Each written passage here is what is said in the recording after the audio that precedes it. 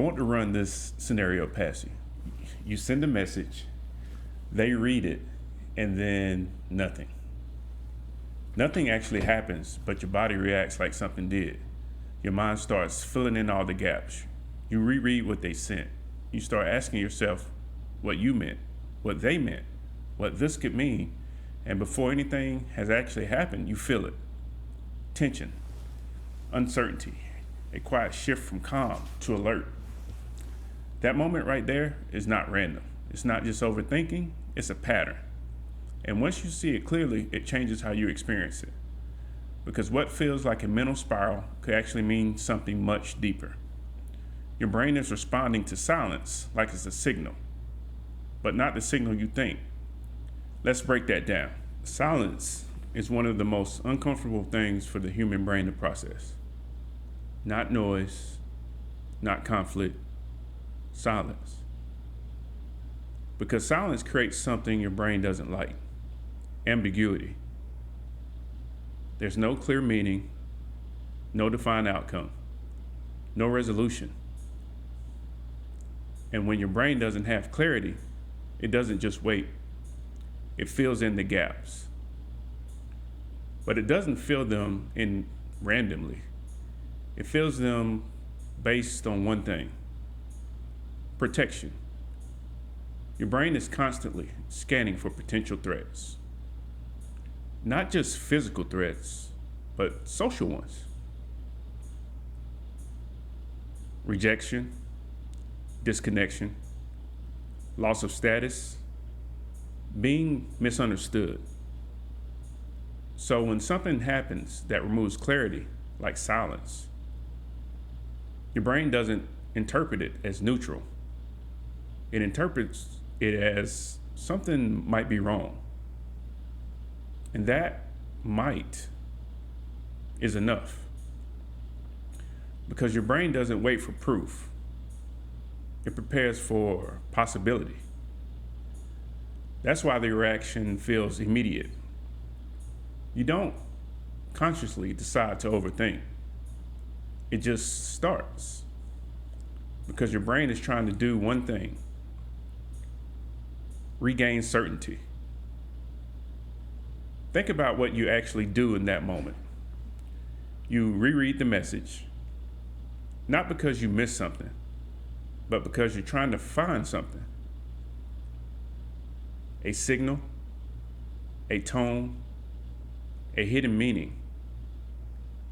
You start asking, did I say too much? Did I come off wrong? Are they pulling away? Did I misread the situation? And every question is doing the same thing.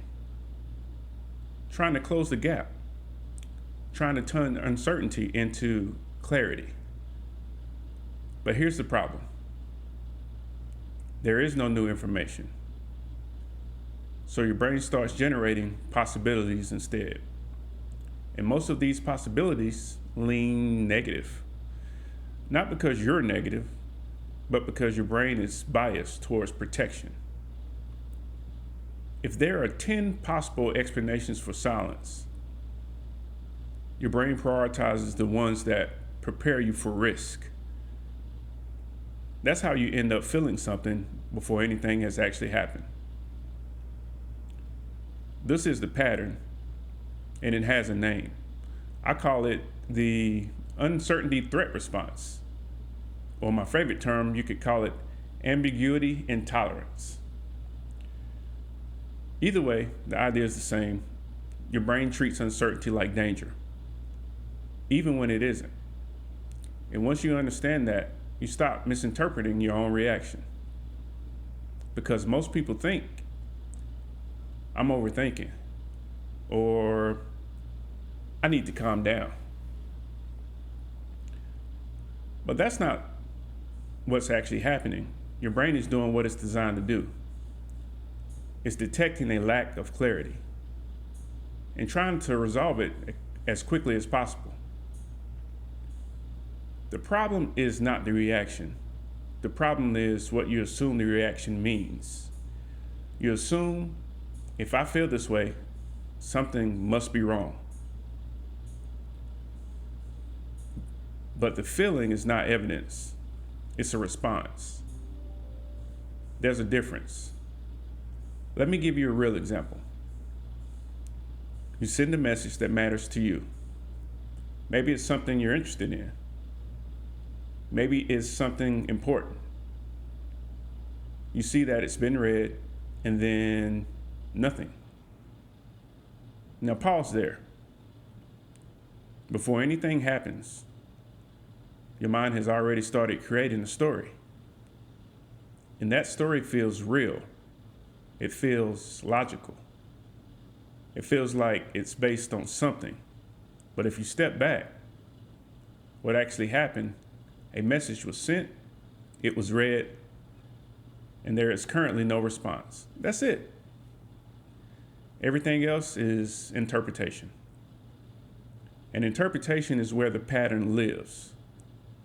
Because your brain doesn't like leaving things open. So it closes them with assumptions.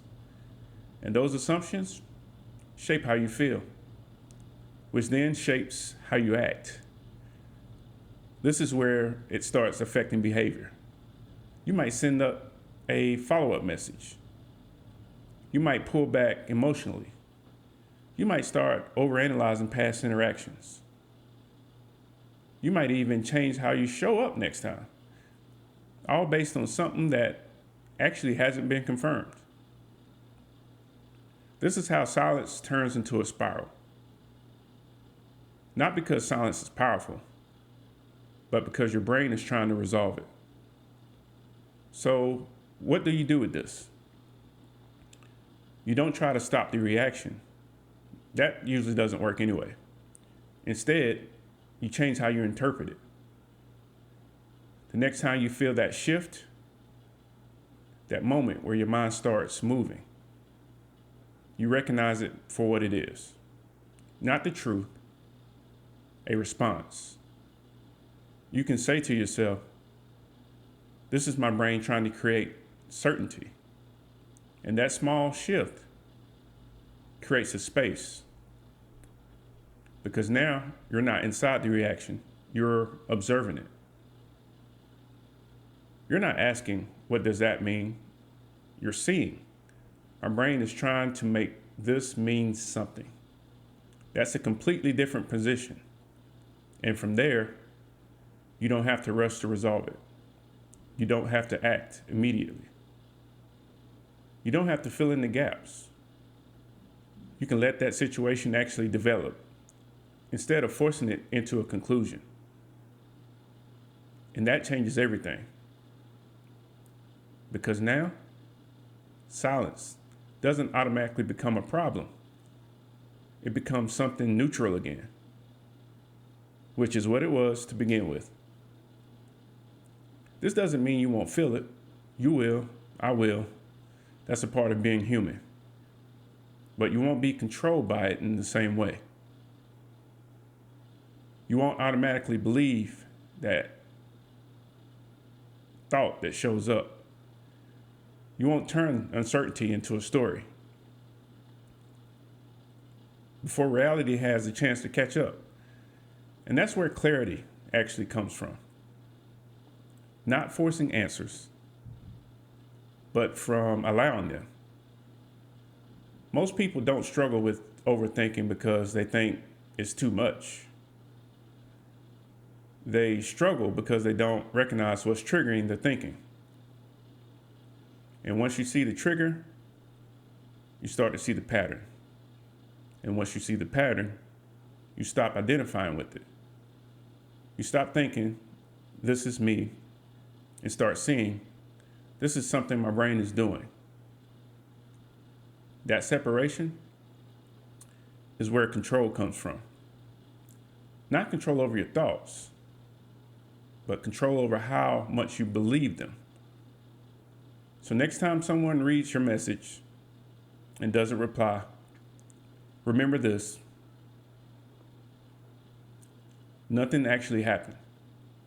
Your brain just responded like something did. That's the pattern. And once you see it, you don't get pulled into the same way. That's the order of things.